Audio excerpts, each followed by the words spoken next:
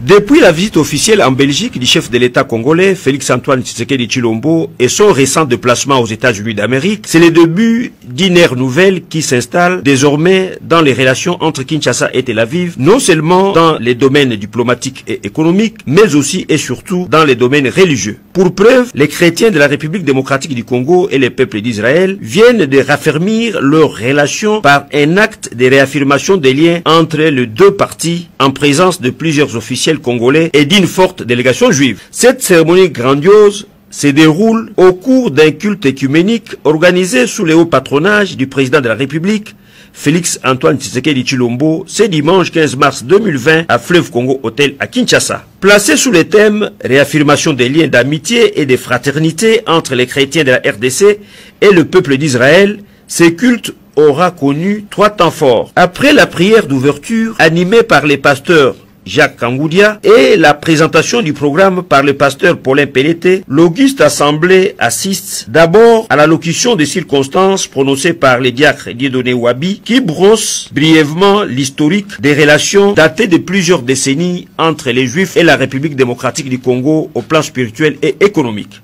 Ensuite, les chrétiens suivent religieusement, tour à tour, 4 messages bibliques. Celui du pasteur Mwinda, professeur de théologie au Canada, tiré de Genèse 12, 1 à 3, du pasteur Daniel Kawata, tiré de 2 Chroniques 7, 14 à 15, et celui d'Albert Guigui, grand rabbin de Belgique, tiré d'Ésaïe 2, 2 à 5. Tous les intervenants ont exhorté le peuple congolais à l'amour du prochain, au travail, à la paix et au respect de l'autorité établie, tout en soulignant que le hasard n'existe pas devant Dieu, qui seul détient les solutions aux problèmes auxquels est confrontée la RDC. Autre temps fort, la lecture de l'acte de réaffirmation des liens. Arrive enfin le moment d'échange des symboliques entre les deux parties en guise de cadeaux. La République démocratique du Congo remet à la délégation juive un palmier à planter en Israël et une œuvre d'art représentative. Pour sa part, la délégation juive, par l'entremise du président de la communauté juive en RDC et du grand rabbin Albert Guigui, remet au chef de l'État de la République démocratique du Congo un objet d'art, symbole du peuple juif, une Bible de grand format en hébreu et un diplôme d'implantation d'arbres en Israël par le représentant des KKL pour la création d'une forêt de la RDC.